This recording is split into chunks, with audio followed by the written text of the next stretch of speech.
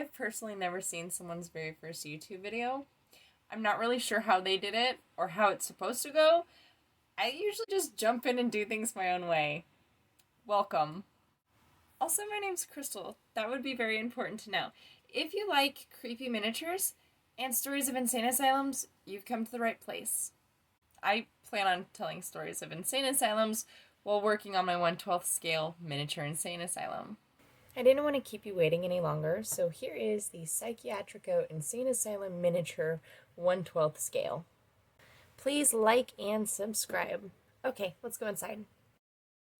The mattress was inspired by Bentley House Miniatures. She's an amazing creator here on YouTube and has some pretty cool tutorials. Okay, so the surgical light was inspired by a friend off TikTok, as well as the electric therapy set. The chair, however, was suggested by my friend Kelly. I really like the electric set. It's kind of creepy. Just up the stairs is the medicine cabinet that I have created. I have a few more things to put inside. I somehow managed to delete my before video. I don't know. So there's my filing cabinet, and there's the wash basin I'm getting ready to make. But mistakes do happen. I'm sure I'll make plenty more. Also, before I forget, viewer discretion is advised. There is going to be a lot of strong content, adult language, and gruesome details. I cannot apologize for that because this stuff actually did happen, and that's the point of telling the story. Secondly, I do not own the rights to any music, video, or images I'm going to be sharing. I think I've covered all the small details. I'm going to be making the wash stand you just saw.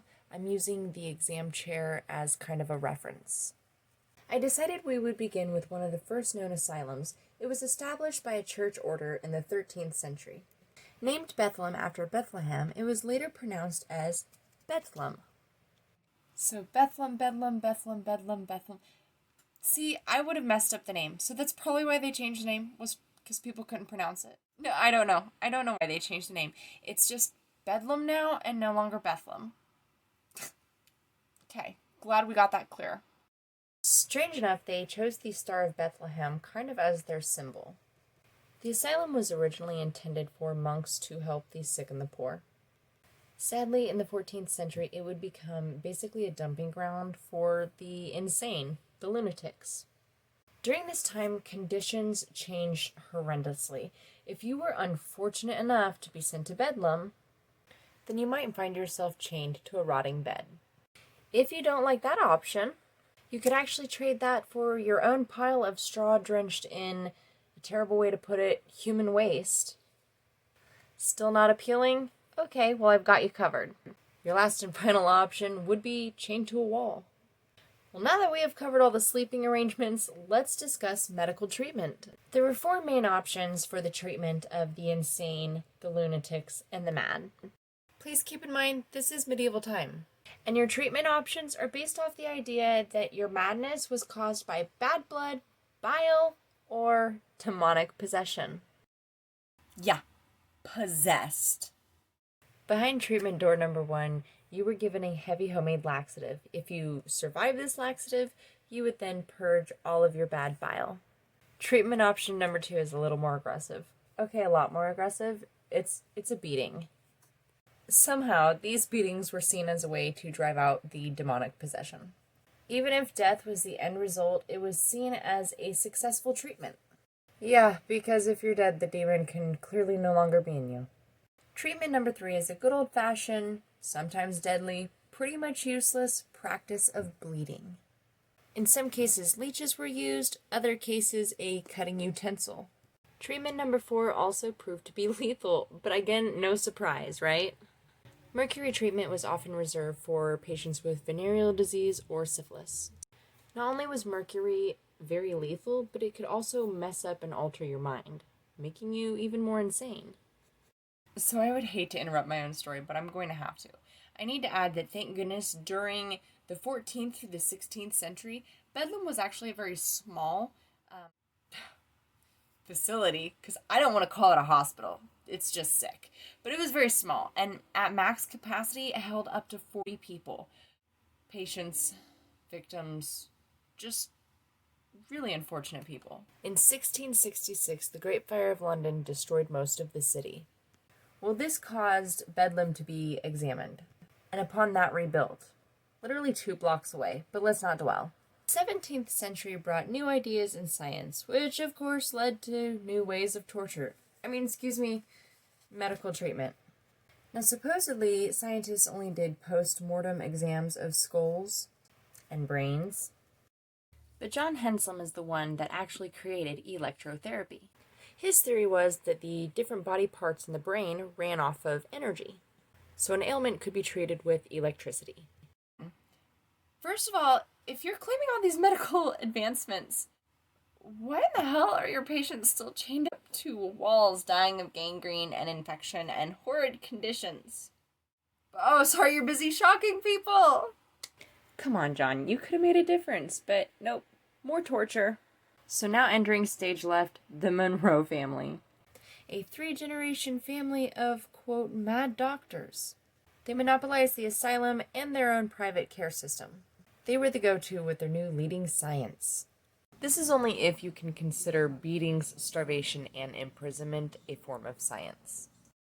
Wait for it. They actually believe that you cannot cure mental illness, lunacy, madness, and the best way to treat it was to lock the person away. Chain him to a wall. Forget it all. I'm guessing they used their practice just to send people to Bedlam. In 1788, King George III was declared mad.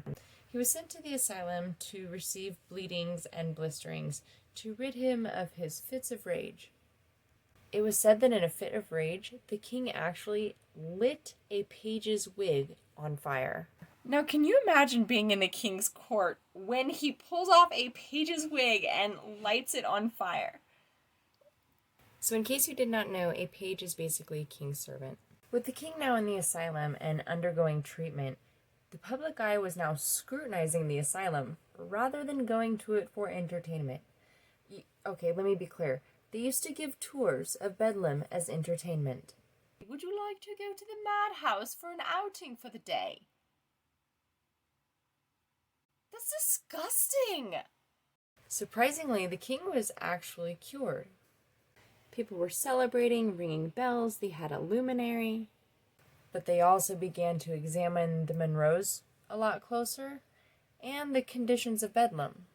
There was even an article in a local tabloid about Dr. Monroe kidnapping a man due to a lover's quarrel. This man was drugged against his will and chained up. There was also a case of a sailor from America named James Norris who was wrongfully tortured and locked away. Finally, in 1815, Parliament investigation turned out so critical on Bedlam that it had to be destroyed once again. But immediately following the order, they already had relocation plans.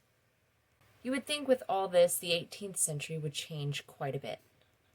Not really, because even the new Bedlam was notorious for starvation, beatings, purgings. There were even new reports of people being chained to the wall naked. These new reports also surfaced a history of sexual abuse in Bedlam. I'm ready for some good news, so enter stage right, William Tukes. William here had a very different approach to mental health, unlike the regime known as Bedlam. As a Quaker, William believed that everybody had the good of God inside of them. He established York Retreat, which had a family farm atmosphere with a high proven success rate within the first few years. So thank goodness for William Tukes, because he just stormed in and was like, take that Bedlam, because now you have competition. York Retreat. Learn it. It's going to change things. The difference between the two institutions was monumentous. York Retreat had started a revolution. People began to turn away from the old treatments and ideas of Bedlam. The old Bedlam building is now a war museum in London. And that is the story on Bedlam and my project for today. I hope you join me next time, because I'm going to actually be building an addition to the Psychiatrico Asylum, as well as telling another story. There'll be cookies and milk. No, there won't. No, there won't. I cannot tell a lie. I just want you to join me again. So like, subscribe, hit that notification bell. I think that's a thing. And see what I'm up to next time.